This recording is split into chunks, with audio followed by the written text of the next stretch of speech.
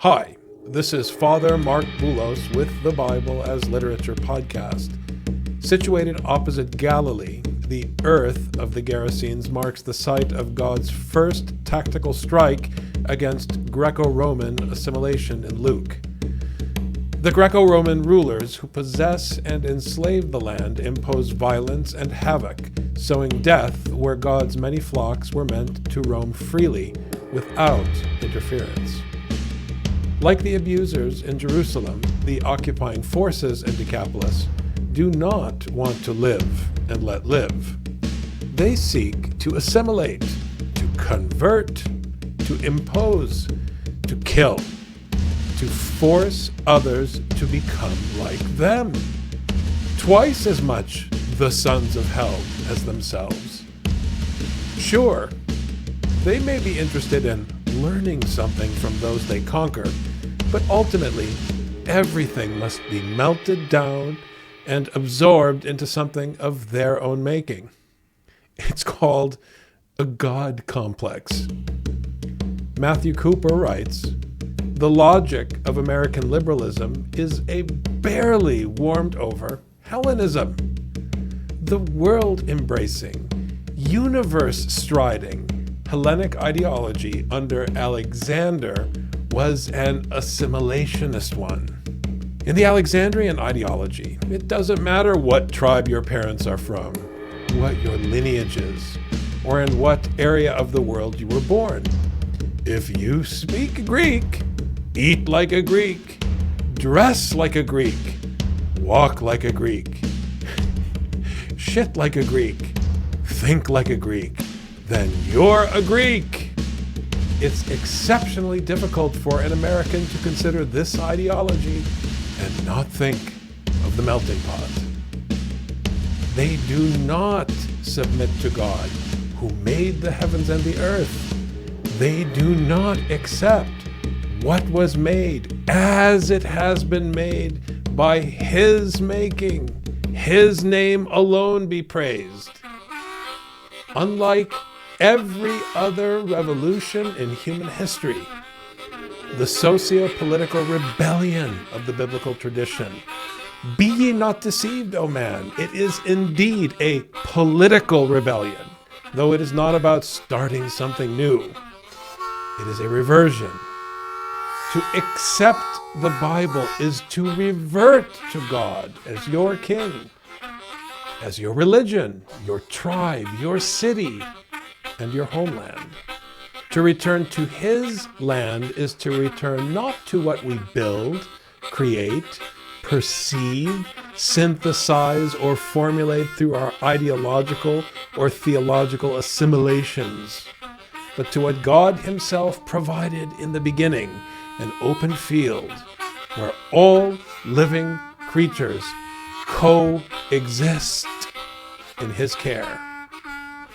This week, I discuss Luke chapter 8, verse 27. You're listening to the Bible as literature. Each week, the Bible as Literature podcast brings you in-depth discussion of the biblical text in a format short enough for your morning commute, but long enough to be substantive, posing difficult questions meant to keep you engaged. If you value this work, please consider donating as little as 25 cents per episode. That's just $1 per month. To learn more, please visit patreon.com/Bible. That's patreon.com/Bible. Thank you. Hi, this is Father Mark Boulos, and you are listening to episode 560 of the Bible as Literature podcast. And when he came out onto the land, he was met by a man from the city who was possessed with demons, and who had not put on any clothing for a long time, and was not living in a house, but in the tombs. Right out of the gate, we have the first military confrontation in the political rebellion, the political revolution of the New Testament, the political revolution, the rebellion taking place in the Gospel of Luke. And it's high time we hear what is happening in the New Testament. It is a political text. It is advocating, as I said in the opening monologue, for political rebellion. We have to hear the text. Jesus, and this plays out most explicitly in the Gospel of John, was executed for treason. Plain as day in the text, because of the accusation that he pertained to a king other than Caesar. Now, he was accused of being the king, but that's not his claim. His father in Scripture is the king. He pertains to the king. Everybody else pertains to Caesar. The Judahites pertain to Caesar. Obviously, the Romans pertain to Caesar. But the proposition of the New Testament is the continuation of the proposition of the Old Testament, of the Torah and the prophets, that there is no king but God, the God of Scripture. Israel is no reference. The Romans are no reference. Judah is no reference. It is God who is the king. And if God is the king, the one who made the heavens and the earth, where is his kingdom? It's the kingdom, as we heard in Matthew, under the heavens, in the open field. Who are his subjects? The earth, the land, is the Lord's, and the fullness thereof. In our tradition, in the Eastern Orthodox tradition, we hear this at every funeral. The land and everything in it belongs to God. The earth is the Lord's. It is his property and all its fullness. We were taken from it. We were taken from dust, and we return to the dust. So what are we talking about? What are we talking about when we proclaim in the Lucan rebellion against empire, which turns its back on Jerusalem and Judah and sets its sight against the Greco-Romans and Decapolis? What are we talking about when the followers of Jesus proclaim openly Caesar is not the king? They are disassembling. They are disassembling what men build. They are reverting back to what is found in Genesis. It's interesting, as Father Paul Tadezi points out in his commentary on Genesis chapter 2, the Hebrew term that is used with respect to the creation of woman, because of Ha'adam's hubris, the term that is used is bana. The woman is built. Because of man's arrogance, she is taken out of the man. But the heavens and the earth are not built. The land is not built. This distinction is critical. So he came out onto the land, which we talked about extensively last week, the land that is occupied, that is desecrated, it is unclean. It is possessed by people who build things. And he was met by a man from the city. Like I said, people who build things, who was possessed. Somebody who was held. I'm not going to spend time on that term today, but we are going to talk about the word demon. The first term we're going to deal with today, daemonion. It corresponds to a Hebrew function, shin, yod, daled, which has an interesting interfunctionality with the Arabic language, tha, dal, ya. We'll talk about that. As I said, it's very clear because the Greek, the way it sounds, and the English ear, it's the same word, or basically the same word, daimonion, demon. It's essentially another deity, another god.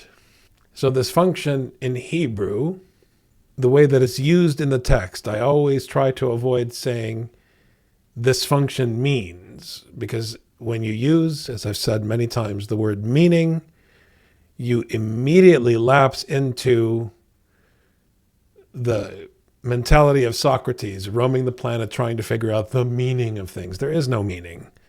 There is usage. There is function. It doesn't matter what this means to you or what this means to me. It matters how it is used in this text when it was written. Otherwise, there's no hope. So it's used in order to indicate violence, one who deals violently, who despoils or devastates. That's because it's associated with military violence. Now, the Arabic means breast. Now, why would you have this link in Semitic between nursing and nurturing and violence? As you follow the line of the Semitic interfunctionality and functionality within Hebrew, it becomes clear very quickly. Don't start philosophizing about the psychology of violence. Don't do it. Don't do it. It won't work. I mean, you'll make it work, but it will have nothing to do with what is happening in the text. Now, the reason that this point is raised by Klein, who points out the connection, is because he observes the functionality of shod and shad, which are two forms of the same biblical root in Hebrew. So when you consider this link, which is in the biblical Hebrew and reinforced by the Arabic, where you have this interesting diptych, on the one hand, between nurturing and nursing, and on the other hand, destruction, despoiling, and devastation. I mean, these are two opposites. And then you remember something which is of the utmost importance, that the original text was unpointed. Not just the vowels, but unpointed across the board. It's hard to ignore, impossible to ignore, the consonantal link between chaos, havoc, militarism, and the function demon, not just with respect to this tension between nurturing and the matriarchal function, in opposition to this idea of havoc, devastation, and violence, but this idea of the function demon versus the field, the land itself. Okay, just hear this terminology. You have, for example, the word sadaut, which is a feminine noun meaning military fieldcraft. And another example, sheda, which is a female demon, and sade, which again is the field or the open land. Now, when you look at these terms, consonantally, you can't distinguish them in the text.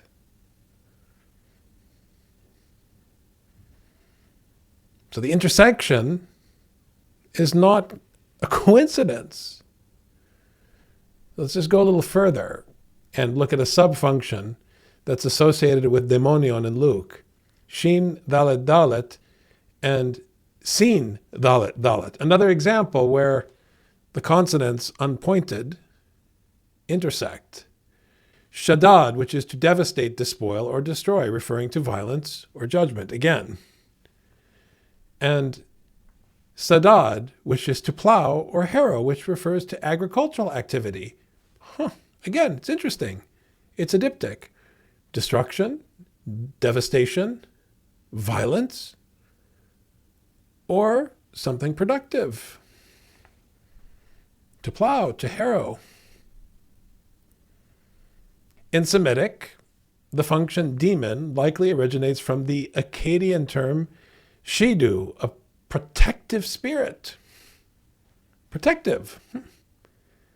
Often depicted in Mesopotamian art as a bull-like colossus, a human bull hybrid. Something that might resemble, I don't know, the bull effigy of Wall Street. Now the question is not what the demon Shidu protects, but whose interests it serves. Does it protect life in God's field or wreak havoc on behalf of its human sponsors? Does it plow and harrow? Or does it despoil? It's a question of reference. For a root of all evils is the love of money, which some, desiring, wandered away from the faith and pierced themselves through with many griefs. That, of course, is 1 Timothy chapter 6, verse 10, which one has to endure ad nauseum.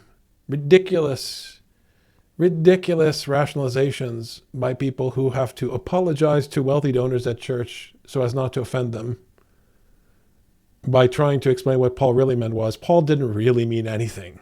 He did not really mean anything. As it is written, Risa garpandon ton kakon estin ifilargiria. The love of money is a root of all evils. Bandon ton kakon unambiguously indicates of all evils, not all kinds. Come on, people. I mean, give me a break. It's so silly to listen to people make excuses so as not to alienate their donors. It does not say all kinds. It says all evils. It underscores Paul's deliberate rhetorical force. I mean, if you want to be a wimp and pander to people who are too cowardly to hear God speak out of the whirlwind, knock yourself out. But don't emasculate St. Paul. On that day, you don't want to stand before the dread and terrible judgment seat of Christ and explain why you turned St. Paul into a wimp. You don't want to be that guy. Just leave St. Paul alone. Let him speak for himself. You can be a wimp. That's okay. But don't emasculate St. Paul. You don't have the right. Paul used deliberate rhetorical force in presenting the love of money not as a moral weakness, but as a seed giving rise to every form of evil in God's field, because he doesn't worship Shidu. You do, maybe, but he doesn't. So this is what's at stake. This is why the land is unclean in Decapolis. Because the land and the people living there are being terrorized by the bull. The next term that I want to tackle is another interesting word that, people typically pass over. They don't really take seriously. He came out onto the land and he was met by a man from the city. I won't belabor the problem of the word city today. The man was possessed with demons, and he had not put on any clothing for a long time. Don't fall in the trap of theologizing clothing and jumping to Genesis chapter 1 through 4. Don't do it. Let's hear what's happening with clothing. It does locate itself in Genesis, but not where you think. Imation, bet gimel dalet, or in Arabic, it's an interesting and rare function, ba jim dal. It's the outer garment or the cloak. It's a scarce word in classical Arabic, but it does occur. And it has a path in Arabic literature.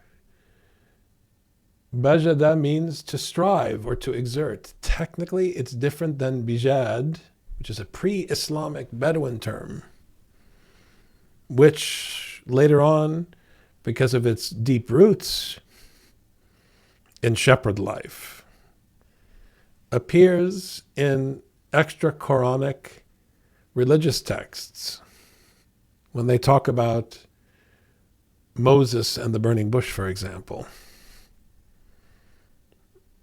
Because there's this idea of the Bedouin cloak. We'll talk about it. But Klein, again, who is rigorous in his study of the interfunctionality of Arabic and Biblical Hebrew, links the Hebrew Bet Gimel Dalet to this rare classical Arabic function. Now, instead of Bajada, Arabic typically employs roots like Jim Ha Dal. Jahada, the basis of jihad, which is widely understood as this religious concept to express striving or struggle.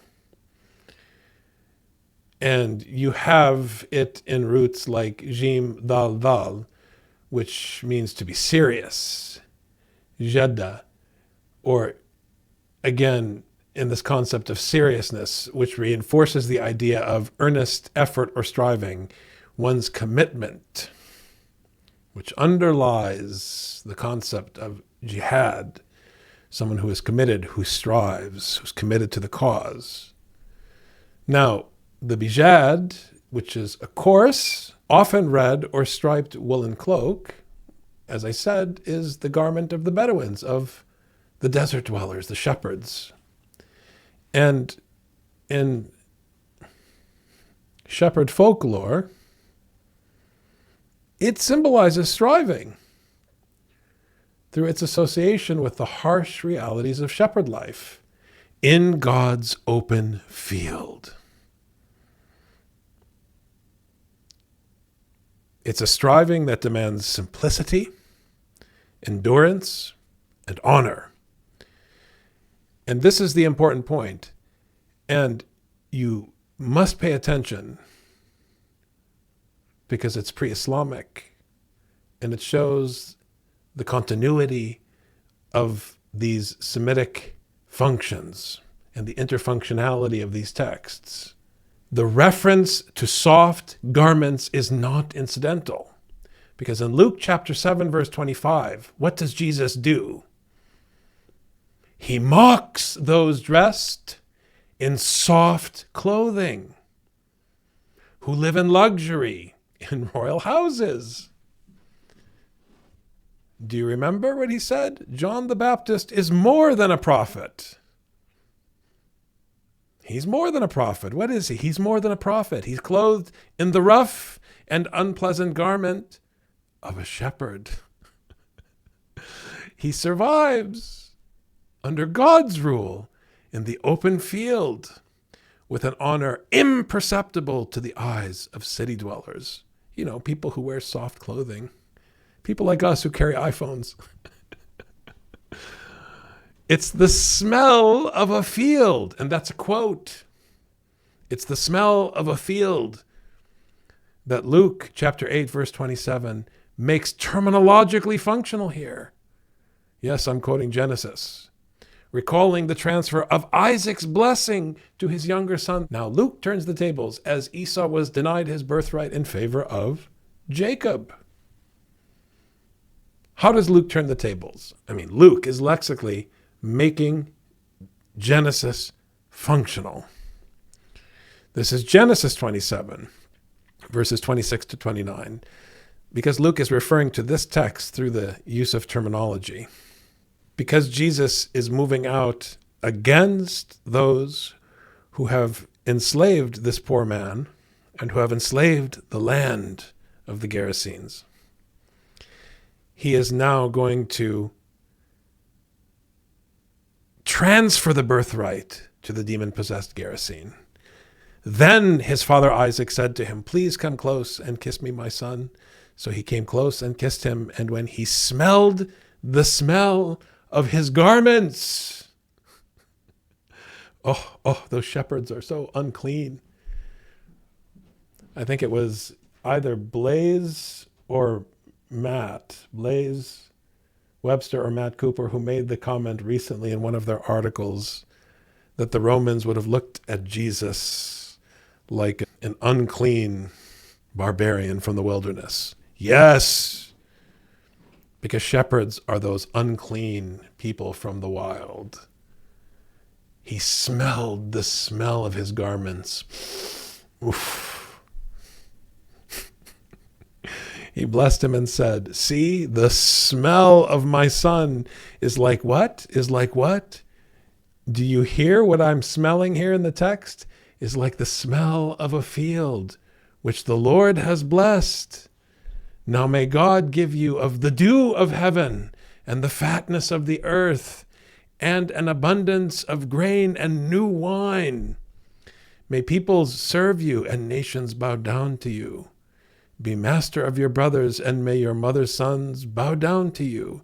Cursed be those who curse you, and blessed be those who bless you. This is Genesis chapter 27. It's beautiful. But notice how the smell of his garments and the smell of the field is positive, but not from the perspective of those who dwell in the city. The next term that I would like to hear from the text is house or household, Ikea. Now, it is once again interesting that this man had not put any clothing on. He was being held captive by the demons, and he was not living in a house, but in tombs. We'll come to the word tombs, but first let's tackle the word house, Ikea.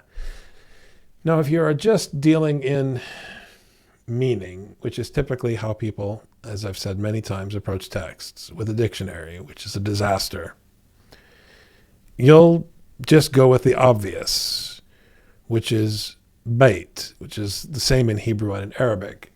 Now, I stress this in Dark Sayings. It's worth mentioning here with respect to bait. It doesn't just mean house as in the structure. It refers to household, and this is important. And the first passage that is made functional in Genesis, lexically by Luke, stresses this point. And it has to do with the political rebellion that is taking place in this first tactical strike against Caesar in the Gospel of Luke. Striking out.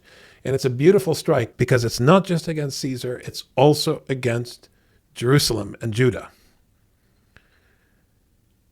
Remember, Jesus is everyone's enemy in the Gospel of Luke. And every male among you who is 8 days old shall be circumcised throughout your generations. A servant who is born in the house, bait, or who is bought with money from any foreigner who is not of your descendants. Why is this important? Because they say servant. It's tiring to keep trying to fix these interpretations of the Semitic. It's a slave who is born in the house, meaning that since Abraham is not your father anyways, don't worry about it. As Matthew clarified, you have one Father who is in the heavens. There are no families. Just chill. Anyone can be adopted through circumcision as part of the household. What's your problem? That's what Genesis 17:12 means. It's a household, but it's a broad tent. That's why Luke is bringing this verse up. It's breathtaking. He's preaching Genesis and Galatians. It's a slap in the face. Don't you dare forget Paul. Because if John the Baptist is wearing a Bedouin cloak, who's the real Bedouin in the New Testament? Are you kidding me? Who's the real shepherd? Habibi. It's very powerful. So don't you dare play the game, even with Luke, of saying we have Abraham as our father, because we have one Father who is in the heavens. Don't call anyone your father. The function of circumcision is to keep broadening the tent. It's not to build your house, your structure.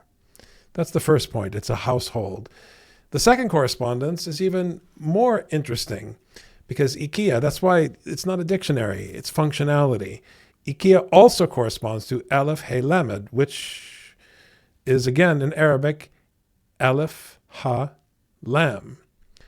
Also household, but more importantly, should be no surprise to anyone, is a tent, which also means people, which also means kin or relatives. In Arabic, the people of the household. Or, I love this one. Because ahl means not just people, but relatives, family. And this is what's so disappointing about Arab tribalism, because the whole notion of hospitality in Bedouin life is that you're offering your family in hospitality. Ahlan wa sahlan.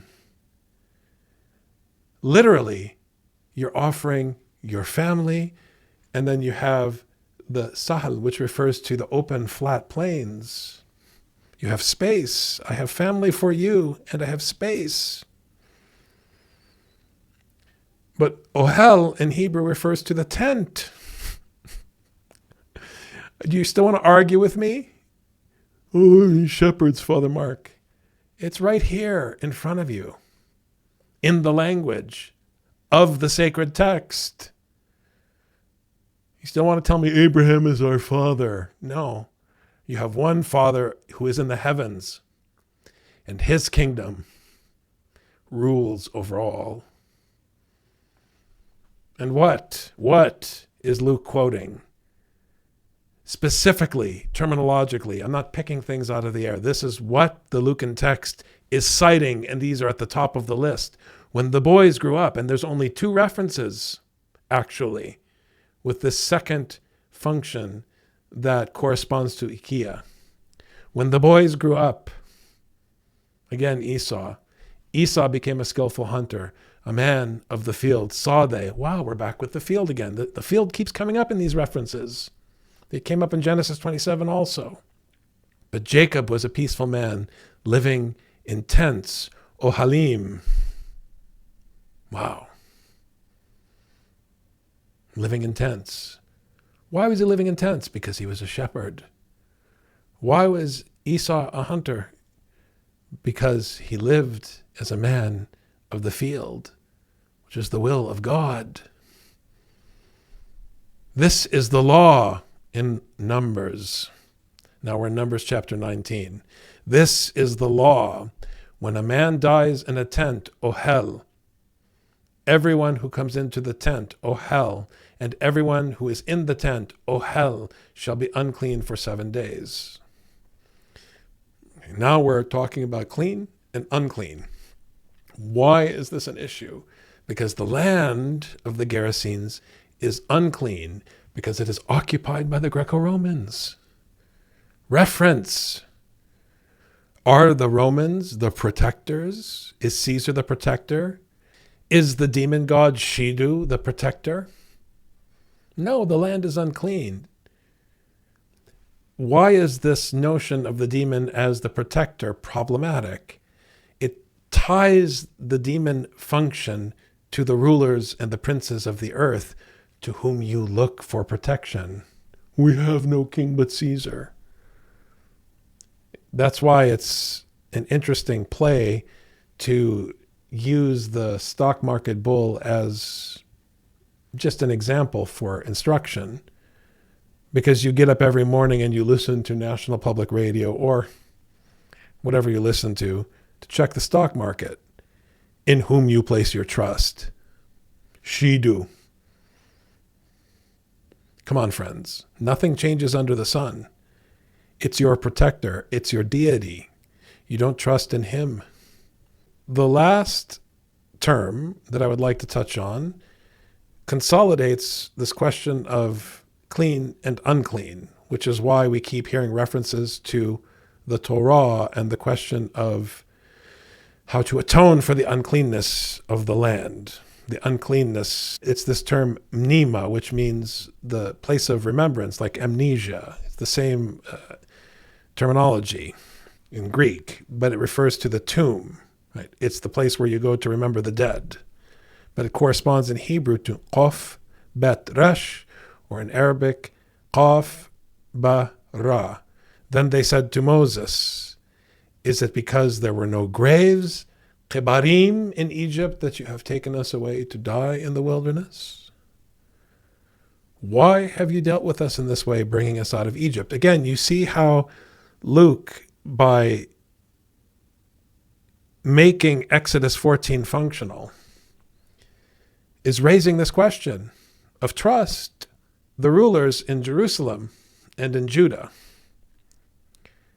because they're interested in something other than God's instruction, in establishing something worldly under a human reference point, a human authority, are cowards. They don't trust God as their king in the wilderness. They want soft clothing in the life of ease in a palace. They want the city life. They're upset with the Lord's prophet that he's taken them to the wilderness. They don't trust. And then the second reference to this function, Qaf Bet Resh in Hebrew, again comes from Numbers. So you have Exodus and now Numbers. Also, anyone who in the open field, once again in Hebrew, saw they, touches one who has been slain with a sword, or who has died naturally, or a human bone or a grave, Qaber, shall be unclean for 7 days. And then it goes on in Numbers to explain how to atone for this uncleanness or to rectify the situation. So Jesus is coming to rectify the uncleanness, to liberate the land. And it's interesting, in Arabic, qabara means to bury. So it's related to this idea of the grave. It's the place where you bury the dead. Jesus is coming to the land of the Gerasenes to bury the Greco-Roman rulers, to bury Caesar. Yallah, bye. You've just heard the Bible as literature. Thanks for listening. The Bible as Literature is a production of the Ephesus School Network.